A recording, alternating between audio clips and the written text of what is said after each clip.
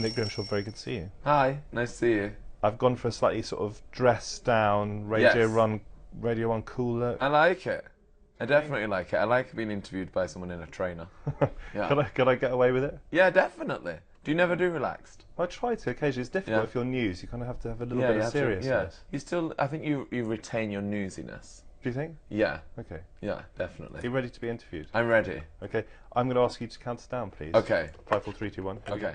5, 4, 3, 2, 1. Let's do it. How long have you been known as Grimmy for? That's your nickname, isn't it? I've probably been known as Grimmy for maybe since I was 14, 15, maybe.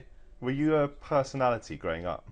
I definitely like to show off as a child. I had older brothers and sisters, so I think I kind of had to do impressions and dance routines and sing along to Only Fools and Horses to sort of get in there and get attention from my mum and dad. So I think always liked to show off and perform in front of the family, like any family event, any dinner party my mum had. I'd like sneak downstairs with a trumpet and like to perform to the dinner party guests.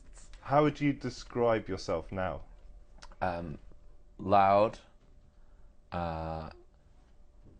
scatty, erratic, and fickle.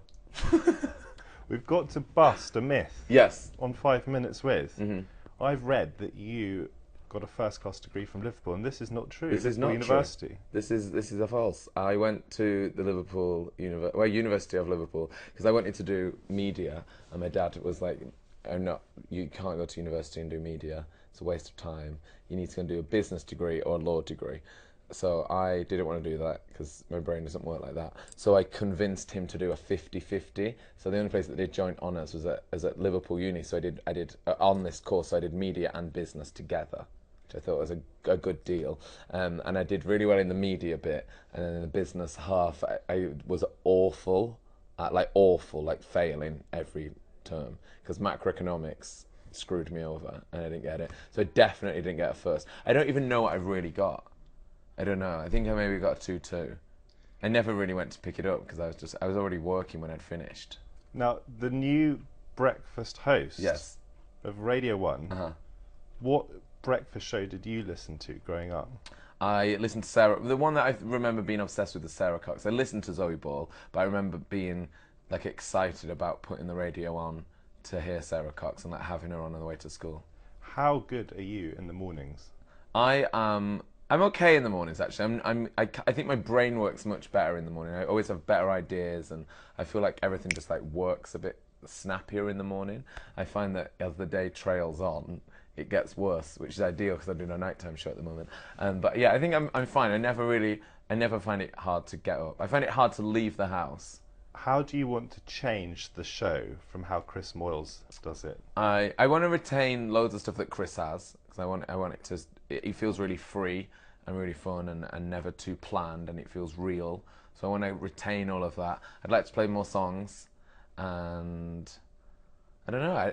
I want it to retain that same sense of humour and the inclusiveness that it has, but maybe more songs. What do you make of Chris Moyles as a DJ? I love Chris Miles as a DJ, and I always loved him and always listened to him. And then when I started working in radio, I kind of realised how good he was. Like, because I was like, oh, he's funny. He's quite funny in the mornings. And then when I started doing radio and sort of learning the trade of doing it and how links are structured and how to do, work the music and work like sound effects and use everything that he does, I was like, oh my God, he's amazing at it. But yeah, no, I'm a big fan of Chris. Are you going to be consciously trying to bring in younger listeners? No, I don't think so. I think you've just got to be real and do what you do. I think if you try and plan it, people will see. Is it going to be a strange feeling to have your voice booming into people's bedrooms early in the morning? Yeah, it definitely is. I was with my friend last night, and they were saying that it's so weird that now that your voice will be like the voice of that generation going to school. Because I remember when I was going to school and listening to Radio 1, the first thing everyone talked about at school was like what Sarah Cox had said, or what Chris Miles had said, or what Zoe Ball had said, or did you hear that? So that it does freak me out a little bit. Do you pinch yourself sometimes and think, Yeah. how has this all happened? Yeah, it's really strange. It was kind of when I was growing up, I only wanted to do the Radio and Breakfast show. Like that was it. I was never like, oh, I kind of want to work in radio, or I want to work at Capital, or I want to work there. It was always like, I want to do the Radio and Breakfast show. So it does feel insane that that's now happening. Yeah. How did you become a DJ?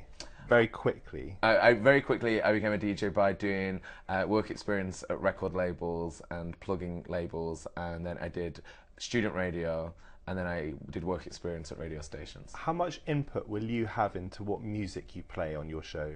There's not going to be like a definitive like rule, like I get one song an hour or whatever, but I'm going to definitely have a record of the week, which doesn't happen on breakfast, and then I think that I've sweet talked the music team enough that I can have as much as I want.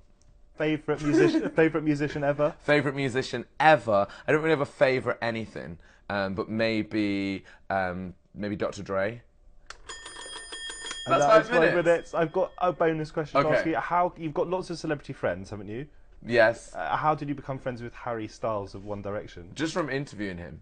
I interview him all the time. So I guess when you're like working with pop stars, they're like your work colleagues. So you have to now interview lots of your friends. Is that Yeah. strange? Yeah, it's really strange actually. It's kind of good because you can torture them a bit. We'll become friends, and then I'll interview you again Yeah. in a few years' That'd be time, really and I'll interview my weird. friends. Nice to see Very you. good to see you. Thank you. That went too quick, I feel. Are you sure your clock's not broken?